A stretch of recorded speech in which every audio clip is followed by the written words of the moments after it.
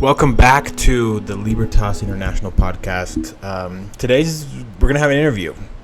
We're going to interview my dear friend Alex Darelli.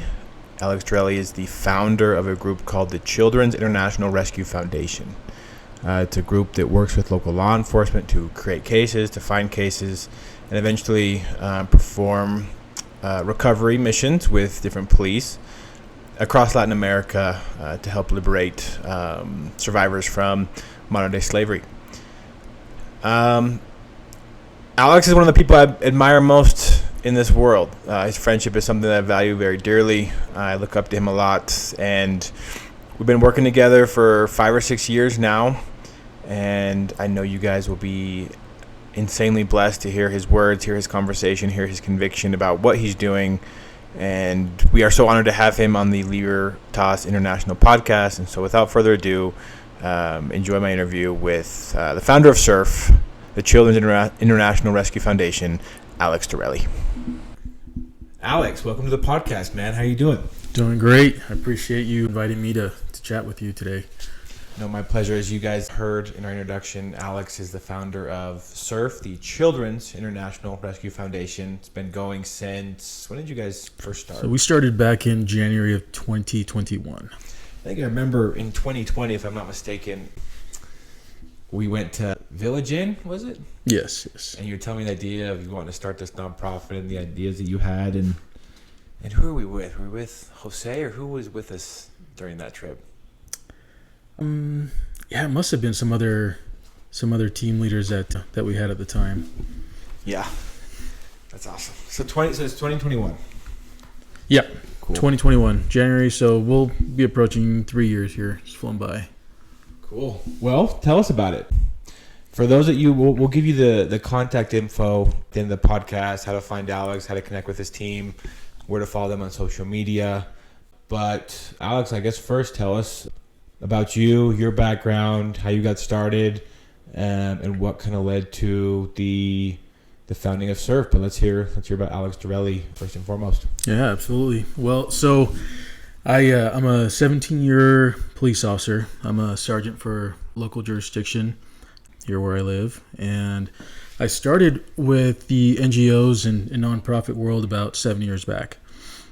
This was when I was introduced by some coworkers that were doing some work for some other NGOs, and they brought me in to tell me, and explained to me that they needed some more Spanish speaking, that they were visiting some countries in South America, and due to the experience in investigations that I had and the language, that perhaps I could be of some service. So I agreed with them and started working down in South America.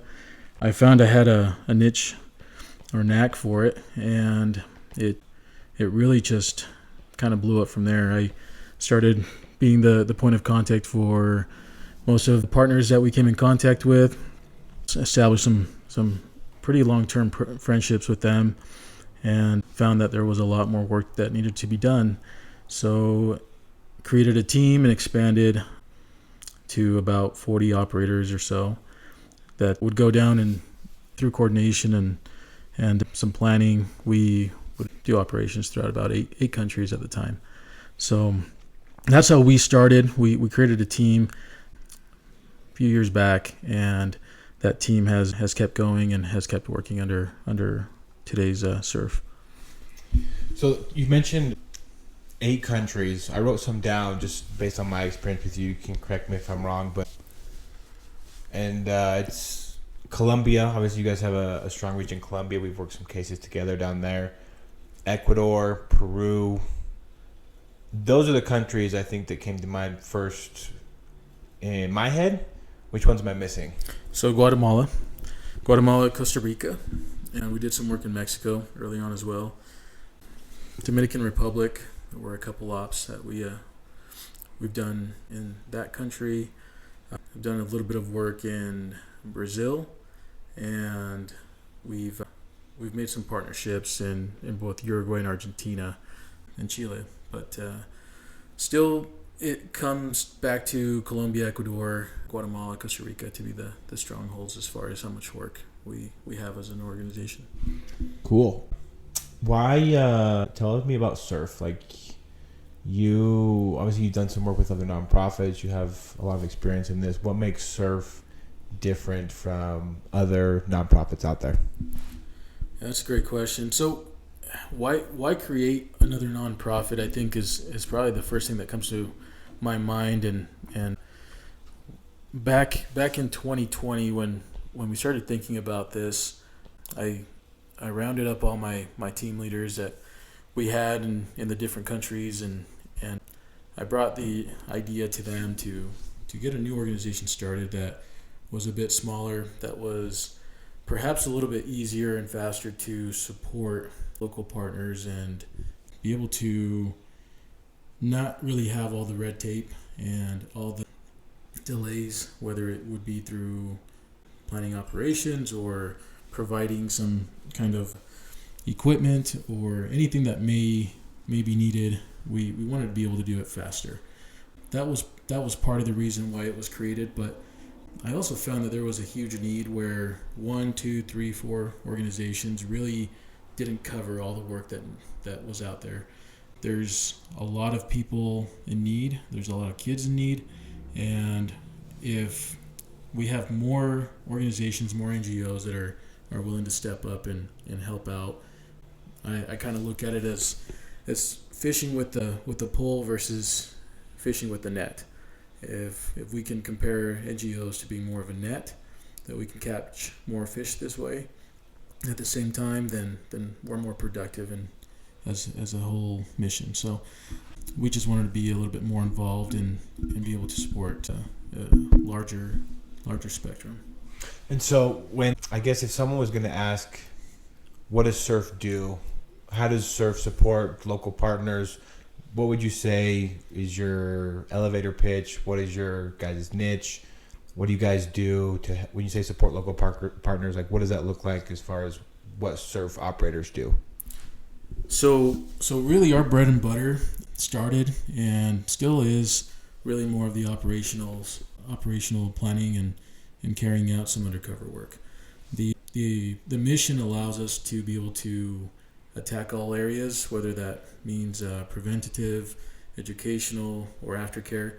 But for the most part, we try to align ourselves with organizations such as yours to be able to provide some of the aftercare needs, some of the educational needs, so that the ones that really are most capable are plugged in the right places.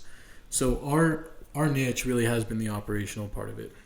The reason why we stand out from other organizations is we're not military. We're really more law enforcement investigators that are tied into this work. So we treat every operation not just in a tactical sense, although we also do that part, but we treat it more as in what is needed for elements of proving the local statutes of those crimes, and in partnering with the right vetted partners that will be able to explain what they require, what their prosecutors need in order for that case to be successful. So our team is comprised of undercover detectives that have either worked in the field as law enforcement here in the U.S., or they may have been retired government agents. We do have the military background within that group as well, but a large majority of the organization is comprised of more law enforcement oriented operators. So I guess my next question, I love that you expanded on just what CIRF does, because people ask us at Libertas too, even like the comments we get on Instagram when we post.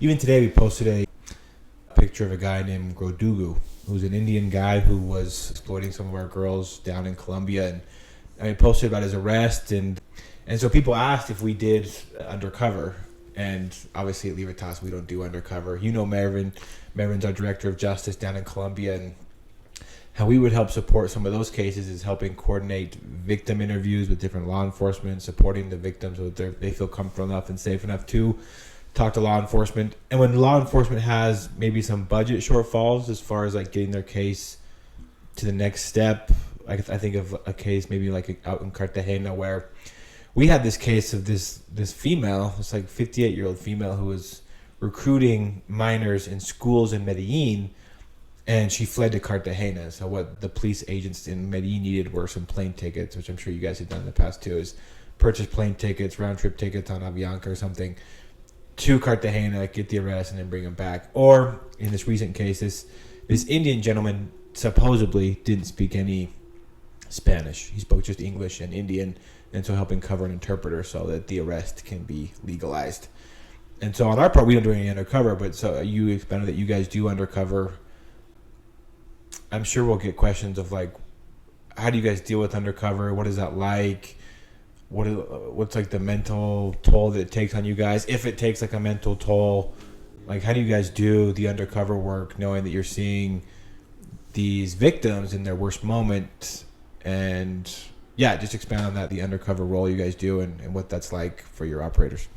Yeah, no, definitely. I think this is a little bit different than working local undercover drug investigations, just because you are dealing with people where their lives really are at stake. You're actually having to pull out the type of you're having to reach deep and be creative on how you can get involved in that world that isn't really known to most people. So it really has just become something that we've been able to build on operation after operation, seeing what works best, what works well, what kind of background stories we'd have to make them believable, who has strengths in which areas to be able to utilize those strengths in that part of the story. A lot of times our team really is successful because we lean on certain skill sets that each individual member has. When we pick out an undercover team, it isn't necessarily just law enforcement, let's say, that head out. We may have guys that have medical backgrounds that could help us in the field where perhaps it would be very difficult to get medical care if something went south. And so we would have, let's say, medics on part of that team. Then we, of course, need people that speak the local dialect or the language. Otherwise, that would also be a safety consideration that we wouldn't want to jeopardize. The military or the S.W.A.T tactical aspect of things comes in handy when we are planning a takedown with the local partners, and we need to be able to feed information to them so that there's contingencies in place, and perhaps we're in the best position so that we can give that information to them. And so we may bring some of those guys along depending on what we're doing that go around. So everybody has a very important role to play. It just depends on if we're doing something urban or rural area, but we just take it case by case. We have to be very dynamic with the way that we can function. So I guess my next question, just expanding on that, is like, what's it like dealing with these guys or these women? Like, people have asked me this question in the past, and I give an honest answer of I hear secondhand information from what the survivors tell me, and my only interaction with them comes maybe in best case scenario in the later stages where like we're in federal court and they're about ready to hear from a judge how much time they're spending in prison, and we'll be able to see each other or exchange words or read a statement. I'll be able to see them. But our interaction, I think, is very limited to the bad guys. Well, with you guys, it sounds like you guys are almost like, and this is going to come off weird, but it's almost becoming friends with them, associates with them, like building a relationship with them. Like, what is it like interacting with these people that are selling you children?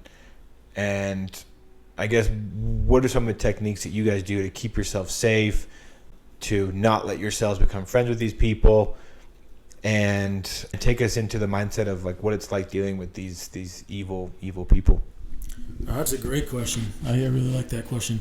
So to begin, I guess any real work in undercover, especially overseas where we're kind of out of our element, different language, different culture, different customs, we have to really have a thorough briefing where we discuss not just our stories, but also our goals, our objectives for either that trip or the overall mission. And we keep that in the back of our minds throughout the whole entire trip. So when you start meeting these contacts, meeting a trafficker, meeting the victims that they're trafficking, you're playing really this role somewhat. I guess the best way to describe it would be as an actor. You aren't completely lying about who you are, because that would make it a lot more difficult to carry on a long-term type of relationship.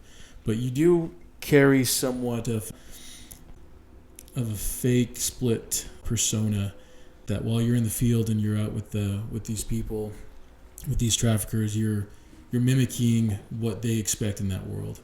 You're mimicking the type of language that they would be using. You are mimicking the type of friendship that they would expect from a client.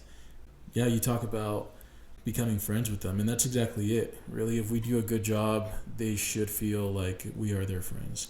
Taking a selfie with them would be a normal thing. Going out to grab a bite to eat will be a normal thing. Going out and having them show us around the town, that's all expected. And us being friendly enough that they consider us friends. The deception that's involved with that, of course, will affect everybody long term. It's not something that you can just kind of brush away so easily, but because it's the fact that you're doing it for something so sacred, which is really being able to bring somebody out of some misery and some out of torment that they've had to face. It really is worth that deception and having to kind of live that split life for that moment. So speaking of cases, I want to touch on at a later point that I have written down of how do you guys ensure that you guys are not creating a demand or not entrapping? I know that's been in the discussion of that you want good prosecutions and all this. Part of that is the entrapment discussion that's always been had. But I'm curious to know, tell us about some of the cases that have impacted you the most. Tell us about maybe a case that affected you in a certain way, or a case where you guys saw a lot of success, or even a case where you guys maybe didn't see as much success as you'd like. I'd love to hear just your experience on a case that you've personally worked that has continued to affect you even till this day. Yeah. So I've honestly been part of dozens of cases at this point. I've led those cases that I've been involved in, and I would say the ones that I remember the most were probably the most complex from a planning perspective, just because of the results and the outcome that we had, the success that we had, due to everybody just being dialed in during this whole mission. So one that I want to talk about is probably the one in Medellin, which there's a lot of trafficking in Medellin, as you know, through all your visits. There's a lot of aftercare needs as well, of course. And one that we had was a few years back while working a specific trafficker and identifying who he was collaborating with and how that whole entire line was working. We actually identified two other cases at the same time. They were other taxi drivers, and they were other people that were not associated with the original trafficker, but were dealing in the same type of work. And so we ran these cases side by side or simultaneously, and were able to come up with an event that we could host and invite all three different lines of investigation into.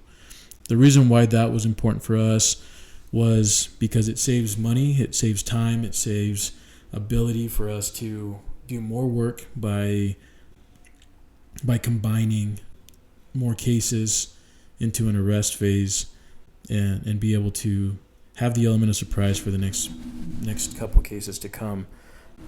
Otherwise, it seems like traffickers may be a little bit more aware that the police are investigating more of what they're doing, and so they're a little bit more careful, more paranoid.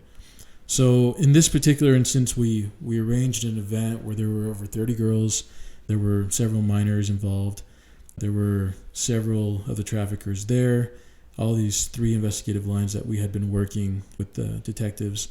And we were able to do that takedown with about 6 or 7 operators, which to me was just a huge success. We had all these traffickers get arrested. They had time sentences given pretty soon right after the arrest, and these girls were also offered and accepted aftercare, which I believe you've actually been able to help out with several of these girls and still do to this day. So that one impacted me a lot, just because it showed that those sleepless nights, those long, complex days where you have 4, 5, 6 different phones running at the same time with different conversations and events that can take quite a bit of coordination, are well worth the effort, because in the overall picture you end up having a larger impact and for a lot less of a cost to help do more work.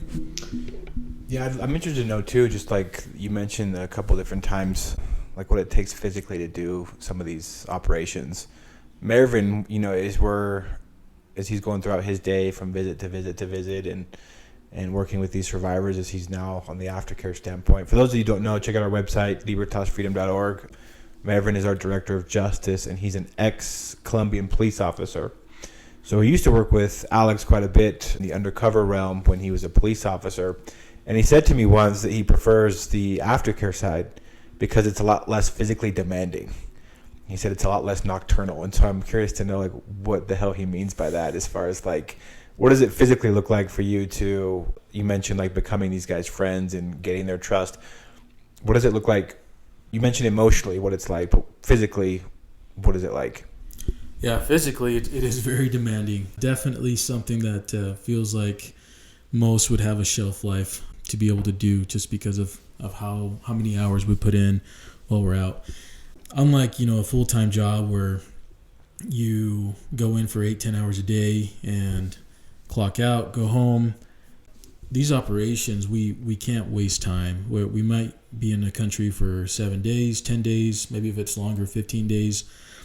But the reality is that the more time we have downtime, the less work we can get done. So in order to really be efficient, we're pretty much working mostly around the clock.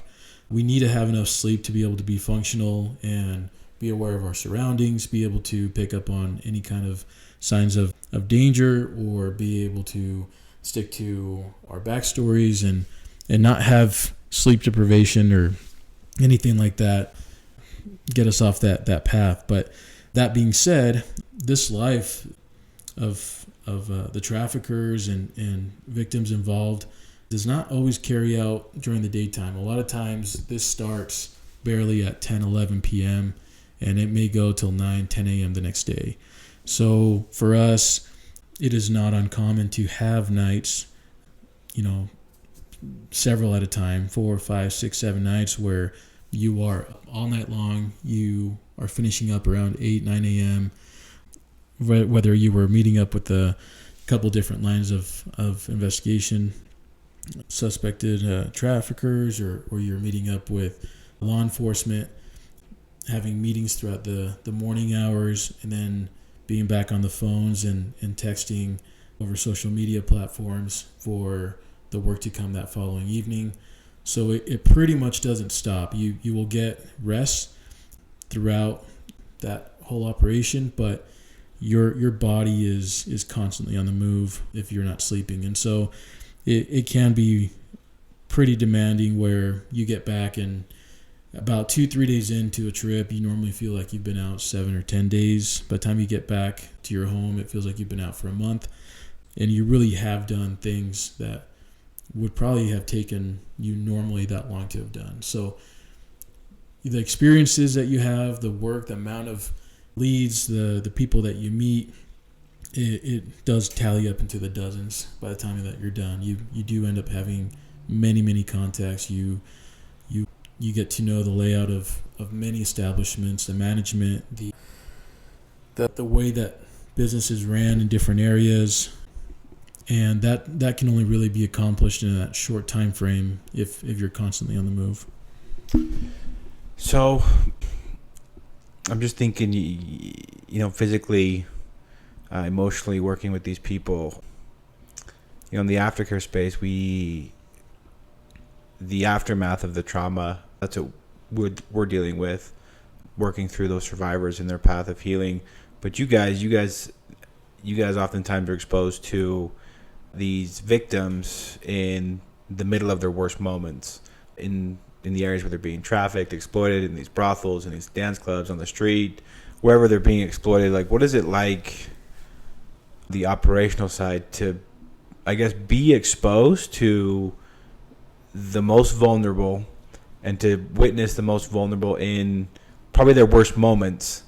And how do you guys deal with that? What is that like? And how do you guys try to recover from that? Because on my end, like, I honestly don't know how you guys do it, like the training or the experience you guys have had.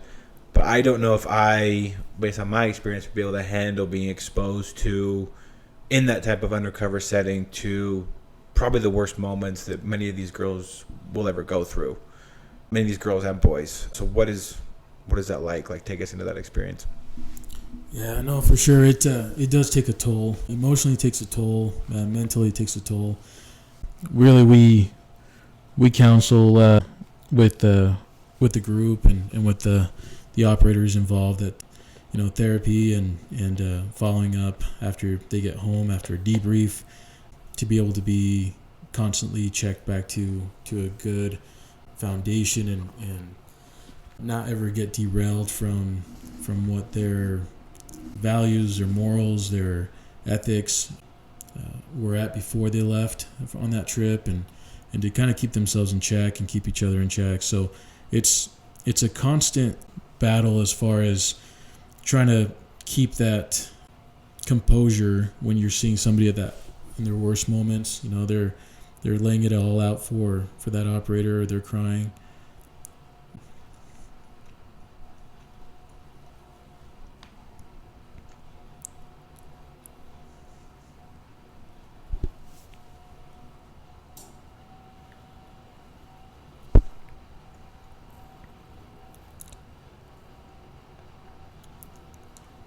I think when we have those moments, it also creates an opportunity where you can give a glimpse of hope and a glimpse of light to those victims, that there are still good people out there, even in that darkness, that they can see that perhaps they can have some trust in those operators, because they're not trying to do the same thing to them that other people would be, or other clients in those settings would be. As long as we can keep the story with the traffickers and the friendship going with them, the victims, I think a lot of times, can see through that they don't necessarily have to fear with our involvement. So it allows us to be able to continue to build the trust with them as well, so we can get closer to the traffickers and how they're operating. I think I'd have to say that I've seen enough, or have been involved in enough cases where I've seen enough operators, in moments, maybe back in a hotel room, shed some tears and have to debrief kind of what we experienced, things that normally you would not just walk away from. It's just an investigator, possibly in the U.S., partially because the way that crimes are investigated in other countries aren't the same way that they're investigated here in the U.S. And perhaps you can't do the rescue at that moment because of the fact that it'll ruin a case for the way that they prosecute. So we have to be understanding that the way that we have the biggest impact is to be a resource in the way that they can utilize this based off their laws and based off the way that they investigate. Again, we're not the investigators for that country. We're simply a resource for them to utilize so that they can complete a good, thorough investigation. that does limit kind of what our capabilities are to, do what we would normally do here, which is see something and then all of a sudden act and place people in handcuffs and call it a day. It's sometimes a little bit more drawn out than that. So we have to keep that story, that composure, that element of surprise, so that when the day comes for a takedown or an arrest, that the safety isn't jeopardized. Well, that's some heavy stuff, bro. That is. I know from our end, like, we're super grateful that people will do that so that we get the privilege of walking with these survivors on the back end. But that's good insight, and yeah, I just thank you for the work that you do and what your team does, and I know we're grateful. I know that I'm thinking just right now of a survivor that you guys helped support. I believe you guys paid for her flight home. She was trafficked to Mexico, and somehow she reached out for help, got in touch with you guys, and you guys paid for a flight. We picked her up at the airport, and she's 26. She's an amazing survivor, has this amazing little girl, and so that stuff is, it's a good insight as well, as far as like what does it look like on the rescue end, the intervention end of the longevity that sometimes these investigations can take. I think of even like the one that we supported way back when during the pandemic that was like a year long. It's like, I think a lot of people would love just to kick indoors and take these people out of these situations, but in order to make, I think, sustainable change, you have to work within the laws that you're given. And I know we came off those heavy topics, so I want to kind of shift now to some more positive topics. And I have three I wanted to talk about. The first one is a recent operation you guys published about called Operation Freedom. I believe this happened in the last couple months, so I'd love to know the details, like how it happened, how you guys supported, if you can share where it happened, and how the involvement of CIRF and CIRF's operators led to this operation. Yeah, no, Operation Freedom, it's probably more within the last year or so. We've had several in the last year, but this one, because of where it's at and in the courts, and we can talk a little bit more about it. A lot of times that's the issue that we face, is not always being able to talk about the most recent cases because of potentially jeopardizing any identities or lining things up because of the undercover work. So this one was a little bit more unique. So there's a point in this operation where valuable evidence had been lost. So in order to obtain that, I know our operations director, which is Walt Holt, he was able to go into the country, and along with the team that he headed in with, were able to obtain some evidence that really needed to be tracked down in order for them to have the evidence for that prosecution. So I'm trying to devise a way to get back into the traffickers' friendship without suspicion. That trafficker contacted them and said that they still owed him money from the night before, which was really more to do with the team that had been there prior to his approach. So it goes to show how that continuity is so important with these cases, where we may have 2-3 different teams that go down for the same case, same operation, but they're weeks apart. And unless those new operators go down having that prior knowledge and have that intel, they really are in the dark otherwise. So our after action reports and our debriefs are crucial for these type of cases. And this was one that was just like that. So this trafficker wanted some more money from a previous occasion, from a previous involvement with other operators. And normally this would have been something where potentially could be a little bit of a flag to figure out if they're potentially trying to rob the new operators going down, or if they're just trying to take advantage of them. But in this case, it ended up being a blessing for him in disguise. So while dealing with that trafficker, they were able to obtain the evidence that they were missing from previous occasions and then gathered some more intelligence for the investigators. But then they were also able to identify a suspect that was linked to that trafficker that had not been identified to this moment, that they had only heard his alias being used in the local establishments that they had been working, but they had no idea who this guy was. The National Police had been searching for him. They had been asking, for us to identify more people involved, and this was the way that it was done, was out of a need to pay this trafficker more money for a prior night visit.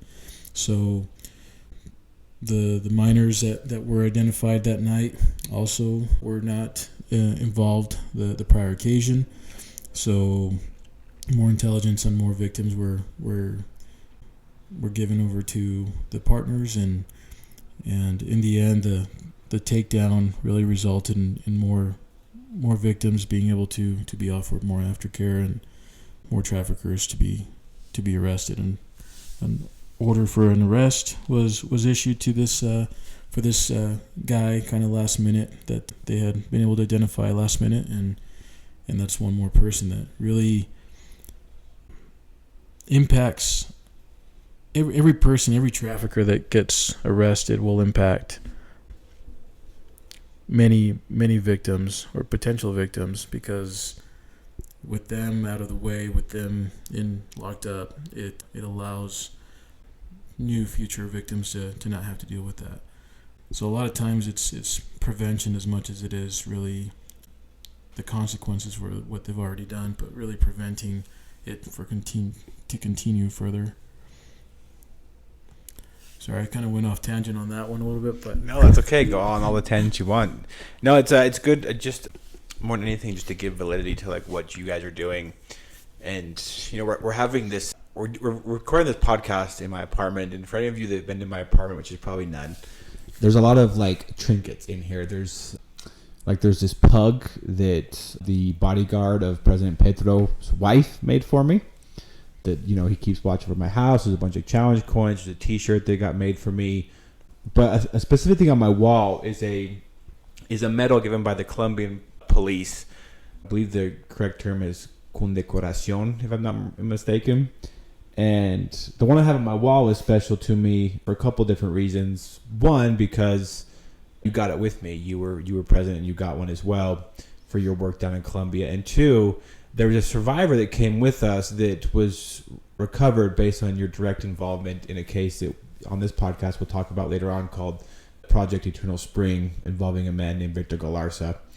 And so if you wouldn't mind, two questions. One, tell us about the medals that you've been given in Colombia, what they were for, the honor associated with receiving one of those medals. And then two, specifically, what it was like for you, not so much getting the medal with me, but having post the ceremony, after the ceremony, the Colombian cops were nice enough to take us all to the Senate or the Congress and give us a tour. You're with your wife, and to have a survivor there that you guys rescued, essentially, to see that she's doing well, to be in her presence, and to almost like allow your wife to get a glimpse on why you're gone so often, why you dedicate so much of your time to surf.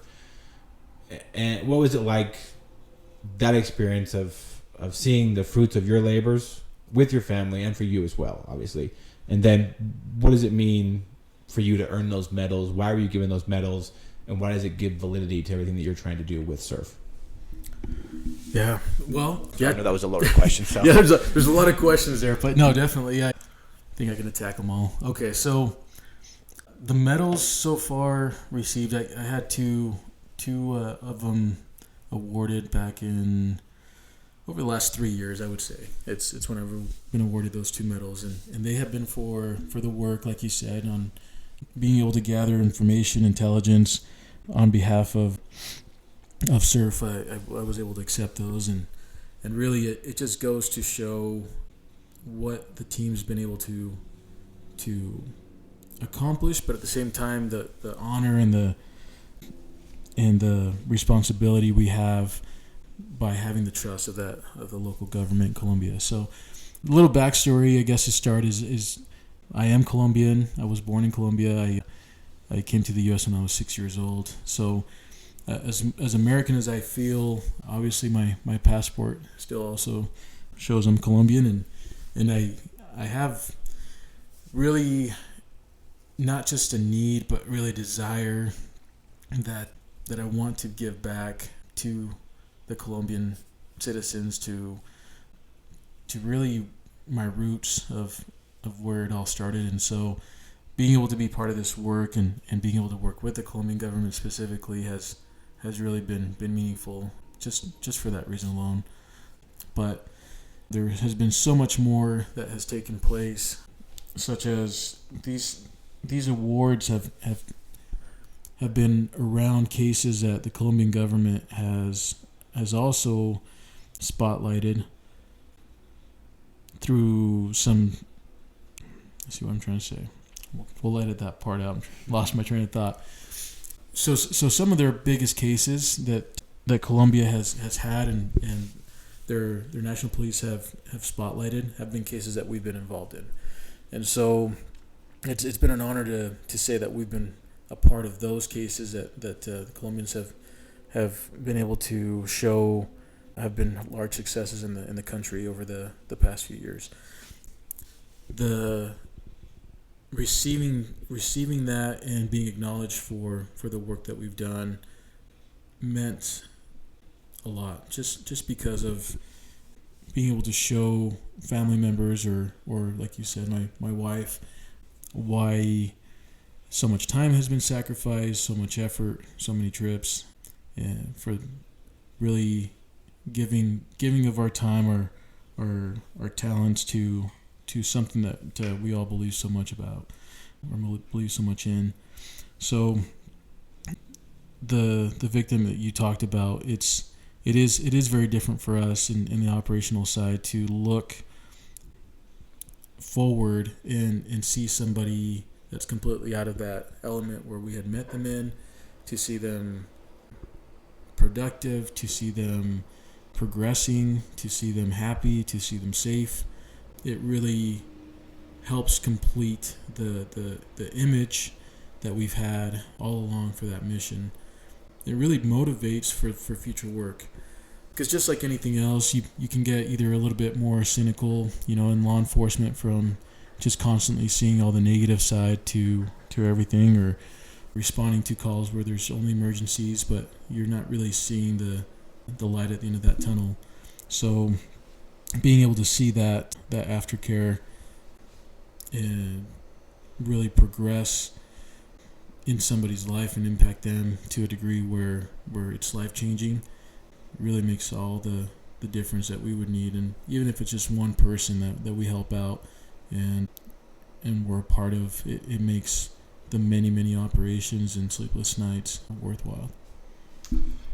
That was a special day for me as well, not just because of the medal, but just the first full circle moment. Because with that case, Project Eternal Spring, there are survivors that personally, and then there are ones that were rescued indirectly because of the work that you guys put in on that case. And for me, that was just a beautiful full circle moment, to where this survivor may never know who you are, what you did as far as like this case, but to see her there and being able to celebrate with the rest of the team and be friends with the cops and interact in a way where she is truly free. It was a special moment for me, and I imagine it was pretty surreal for someone that potentially saw her at her worst moment or interacted with survivors from that same case prior to their rescue.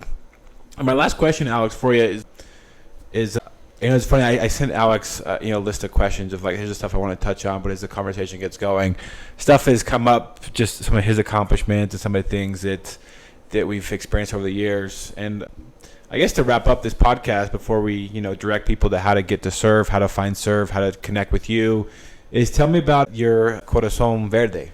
Is that the one where it's the case of the year? Yes. That's it. Yeah. Tell us about that. Is the kind of last word on this podcast is. What does that mean? Is it the Corazon Verde Award? Is that what it is? Yes. What is it? How did it happen? Tell us about the case. Put us as if we were there, as far as what you guys did to further this case, what the award means, and the ins and outs on what caused it to be for you guys to get this award that year? Yeah, no, absolutely. This award, it's given to the law enforcement in the National Police in Colombia. They pick out of thousands of cases, they pick out the most impactful. They have a committee, like a board, that decides on which cases make it to the end. And one of the cases that we had been involved in made it to the very end and was awarded this green heart, right? The Corazon Verde. So the case, this last one was actually in a smaller town. I won't say the exact city, but it was a smaller town in Colombia. I remember this one because we had two parts of the team showing up at different times. The first part of the team was able to collect the information that they needed for the local law enforcement. They were able to identify victims. They were able to identify traffickers. They were able to gain the trust and build a relationship with these traffickers and arrange an event, a party. These victims were primarily Venezuelan. Unfortunately, because of what's going on in Venezuela, there are a lot of victims in all the countries we work that have origins in Venezuela. So in this case, their passports had been taken. They had been tricked into working at a brothel, and under the disguise that they were actually going in to work, I believe, as either bartenders or waitresses. And once they arrived, it was a whole different story. So the operators that first arrived, the handful of operators, they built the trust with the traffickers. They arranged this event, and myself and a couple other operators responded out to the same city a few days later. On the way there, we actually took a taxi from the capital, which was like an 8-hour taxi ride. And I remember driving throughout the night to be able to make it there because there were no flights available. But we needed to be there. It just had everything really lined up for an event where a takedown was imminent, and we really needed to be able to help out wherever we could. So we took a taxi. It was raining that night. I remember the taxi just not really being able to see, the driver not being able to see down these canyon paths and dirt roads around a mountainside, and I'm seeing the little crosses with the flowers next to them, like people have not made it through the same roads. Yes. And we're traveling down this road, and the taxi driver is going probably like 45, 50 miles an hour down these curves, and I'm thinking, oh my gosh, hopefully we make it there in one piece. But we made it, and we made it just in time so that day we could prepare and brief up with the rest of the team for how this takedown was going to go. And so we did. I remember, I guess not to get too derailed on it, but I remember before that operation, we gathered around with our partners, with our local law enforcement partners, and we came to the circle at a park. I mean, away from the location, for sure, not anywhere near where we were working, and everybody bowed their heads for a minute, and there was a prayer given.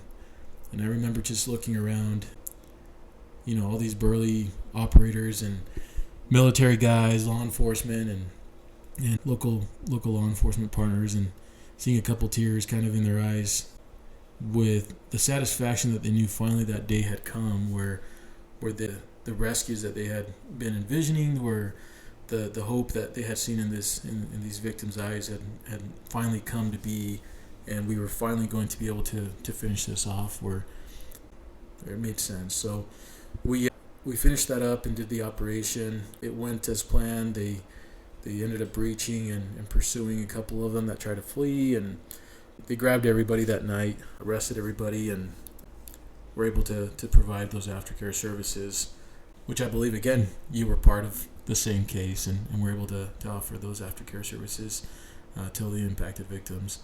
So it meant a lot to see that those kind of instances, that something that you may have never thought anybody else would know about except those around maybe that circle, that night would be exposed to at some point and appreciated, what was done that night. And that being said, there's so many cases, so much work that goes sometimes even unnoticed.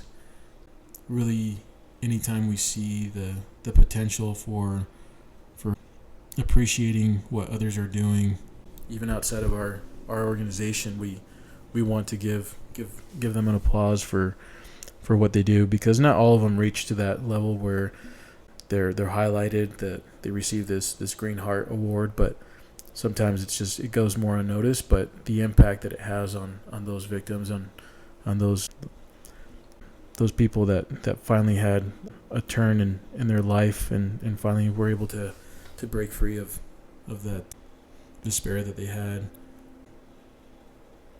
They go through the same thing, and sometimes those aren't highlighted, but the impact is there. I mean, it's just constantly there with the work that you've done, with the people that you've worked with. I know that without aftercare, without being able to have services, there isn't really a complete circle of all this work. There has to be an aftercare provided where the impact is far greater than just getting them out of a situation, but rather giving them a new beginning.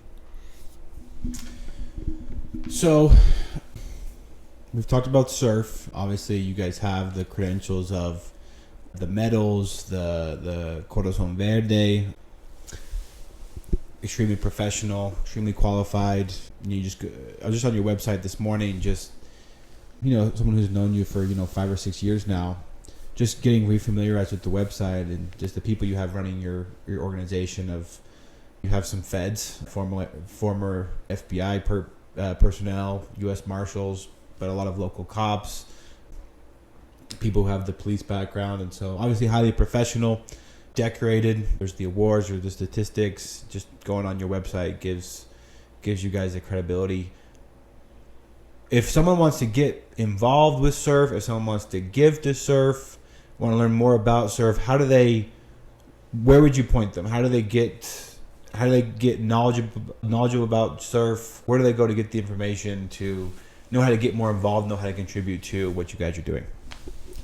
So 2 main areas would probably be the website, like you said. So Children's International Rescue Foundation.org, kind of a mouthful. So we'll add it on the show notes so that people click on the podcast, they can find the link at the bottom.